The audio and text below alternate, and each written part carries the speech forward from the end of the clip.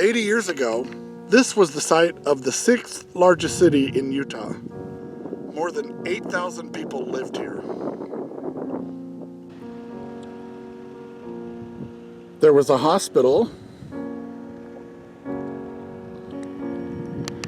They had an elementary school.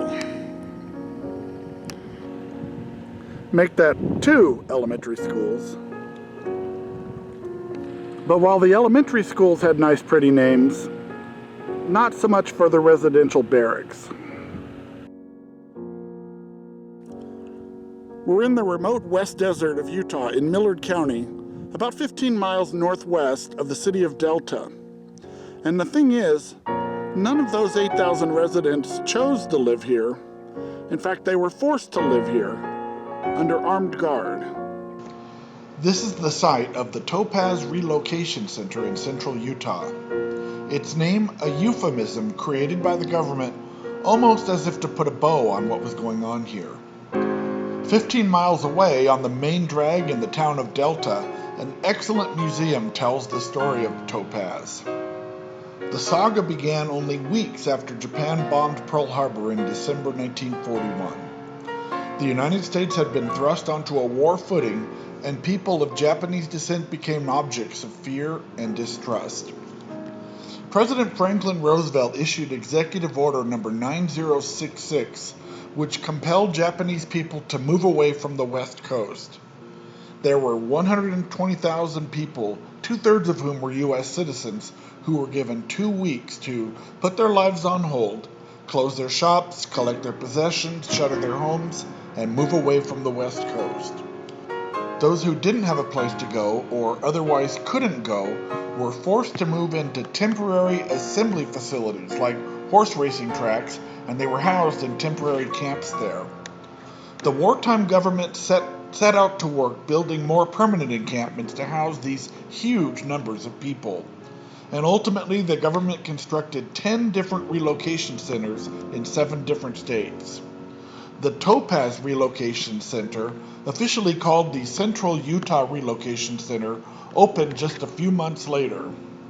Coincidentally, the camp began accepting internees on a date that would become etched into the American psyche 7 decades later. Topaz opened on September 11th, 1942.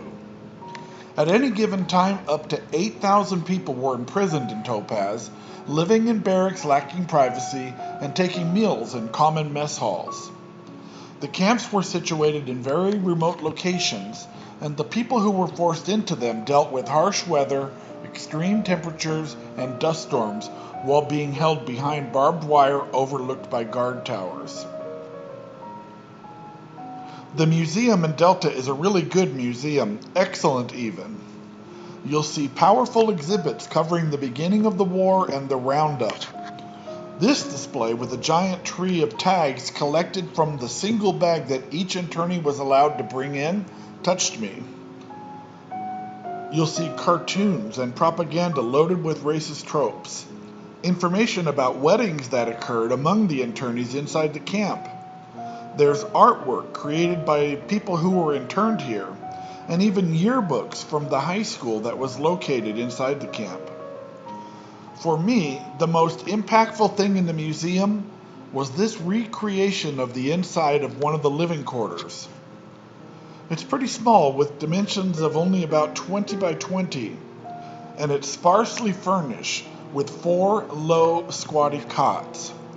I can imagine that it was pretty tight quarters in there, and there obviously was no privacy.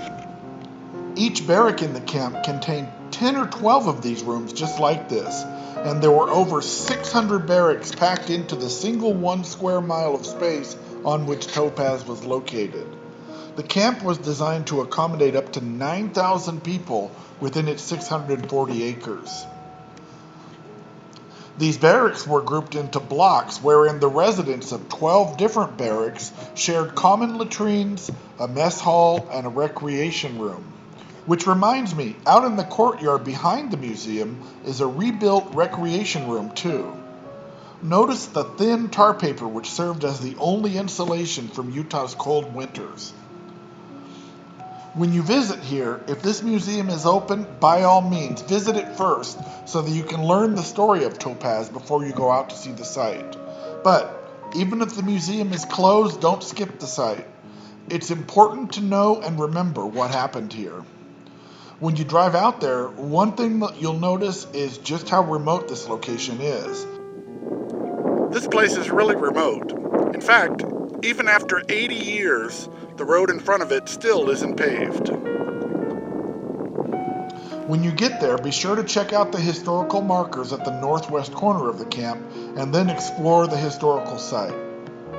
The camp is open so you can drive your vehicle around the bumpy, rutted roads, which are now overgrown with weeds.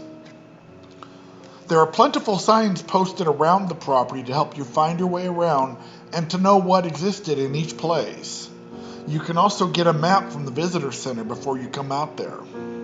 Be sure to drive all the way to the back and check out several of the different roads to get a sense of how far the barracks stretched. See the two baseball fields, one of which still has remnants of its rusty, crumbling backstop. Here at this baseball field, we see what appears to be the remains of an old backstop. Make sure that you get out of your car and walk around. There are relics lying everywhere. This appears to be a sewer. I can't tell how deep it is, but definitely deep enough that you'd fall if you stepped in it without paying attention. Topaz was finally closed in October of 1945, about 10 weeks after the Japanese surrendered and World War II came to an end. More importantly, a little over 3 years after the camp first opened. After the war, all traces of the camp were removed. Well, that's not exactly true.